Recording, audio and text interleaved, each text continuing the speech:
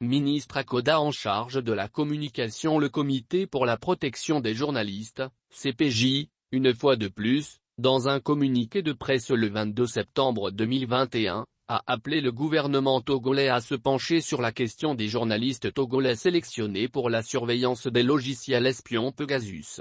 Les appels de l'ONG basée à New York à Koda Ayou Adam, ministre togolais de la communication et porte-parole du gouvernement, sont restés sans réponse. En juillet, le président Gnassingbé a déclaré qu'il ne peut pas confirmer l'utilisation du logiciel espion Pegasus pour cibler ses opposants politiques, selon Le Monde. Chaque État souverain s'organise pour faire face à ce qui le menace avec les moyens dont il dispose, a-t-il déclaré. Dans un courriel au CPJ, Zo Group a déclaré que Zo enquêtera de manière approfondie sur toute preuve crédible d'une mauvaise utilisation de ces technologies et fermera le système si nécessaire. Zo n'a pas répondu directement aux questions du CPJ sur les implications pour la santé mentale de la vente et de l'utilisation de sa technologie. Bien que l'utilisation du logiciel espion Pegasus de Zo Group sur les téléphones de ces journalistes n'ait pas été confirmée et que Zo Group ait nié tout lien avec la liste, les 3 journalistes ont déclaré au CPJ lors de plusieurs entretiens menés via email, téléphone et applications de messagerie qu'ils apprenaient leur statut, que les cibles potentielles de surveillance ont accru leur sentiment d'insécurité, même s'ils continuent de travailler dans la profession. La révélation est venue à travers le Pegasus Project, une enquête médiatique mondiale collaborative détaillant comment des milliers de numéros de téléphone divulgués, dont beaucoup appartenaient à des journalistes, auraient été sélectionnés pour une surveillance potentielle par des clients de la société israélienne Zo Group.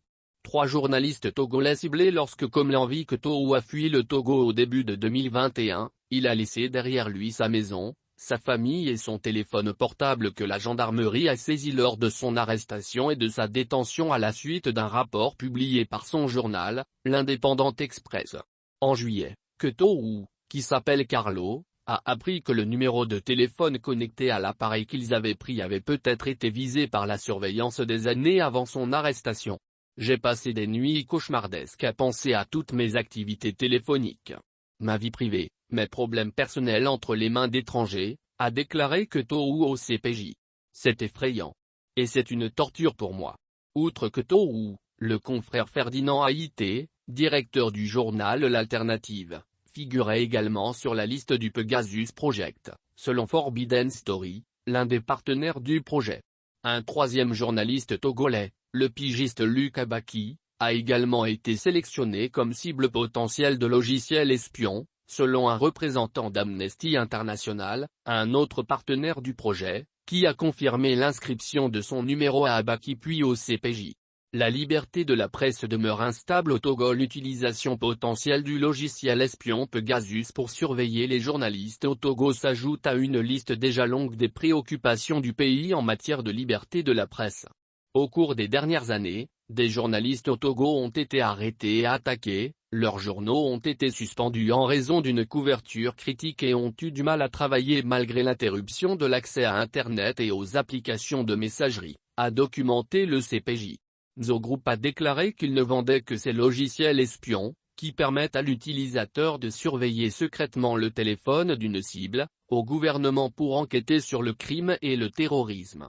Pourtant, Pegasus a été utilisé à plusieurs reprises pour cibler des membres de la société civile du monde entier, y compris le clergé togolais en 2019, selon Citizen Lab, un groupe de recherche basé à l'Université de Toronto qui enquête sur les logiciels espions. Plus de 300 numéros togolais figuraient sur la liste des cibles potentielles du projet Pegasus, a rapporté Le Monde, un autre partenaire du projet.